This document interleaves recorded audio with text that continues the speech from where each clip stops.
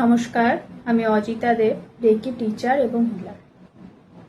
আমি আমার মাস্টারশিপ নিয়েছিলাম দেবস্মিতা ম্যাডামের থেকে, reiki grand master Debasmita Sengupta. কেন আমি দেবস্মিতা ম্যাডামকে রেফার করব কেউ যদি মাস্টারশিপ নিতে চান তার জন্য?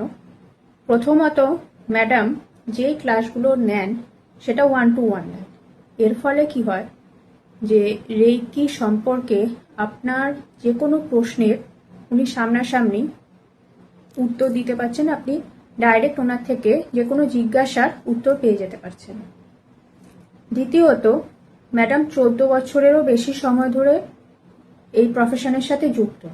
তার ফলে তার যে সাধনার ফল বা শক্তি, সেটা কতটা গভীর বা কতটা শক্তিশালী সেইটা আমি তার থেকে যখন মাস্টারশিপের অ্যাটিউনমেন্টটা নিই তারপরে বুঝতে পারি।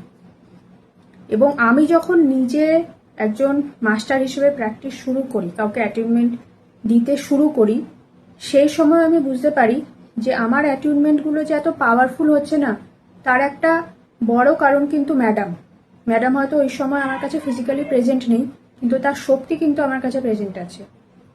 প্লাস একজন মাস্টারশিপ যদি কেউ নিতে চাইছেন, তার মানে তিনি প্রফেশনালি প্র্যাকটিস করবে বলেই এই জায়গাটাতে এগোতে চাইছেন। তো কিভাবে একজন রেকি প্রফেশনাল হিসেবে আপনি নিজেকে এগিয়ে নিয়ে যেতে পারেন, সেই গাইডেন্সটাও কিন্তু ম্যাডাম খুব সুন্দরভাবে আমাকে দিয়েছিলেন। এর সাথে যেই জায়গাটা না বললেই নয়, ম্যাডামের এতটা কেয়ারিং একটা নেচার থাকে, যেটা আমি সবসময় এক্সপিরিয়েন্স করেছি। মানে এমন নয় যে মাস্টারশিপ দিয়ে দিয়েছি মানে তারপরে আমি ছেড়ে দিলাম, এরকম নয়। ম্যাডাম কিন্তু সবসময় যে কোনো কোয়ারিতে আমাকে সাপোর্ট করেছেন, সেই কোয়ারিটা সলভ করেছেন, টিল নাও কিন্তু আমাকে গাইড করে চলেন, যেটা সব থেকে বড় ব্যাপার। আমার কাছে মনে হয় যে এটা আমার হিলিংয়ের জন্য বা আমার প্র্যাকটিসের জন্য সব থেকে বড় শক্তি যে ম্যাডাম আমার সাথে আছেন।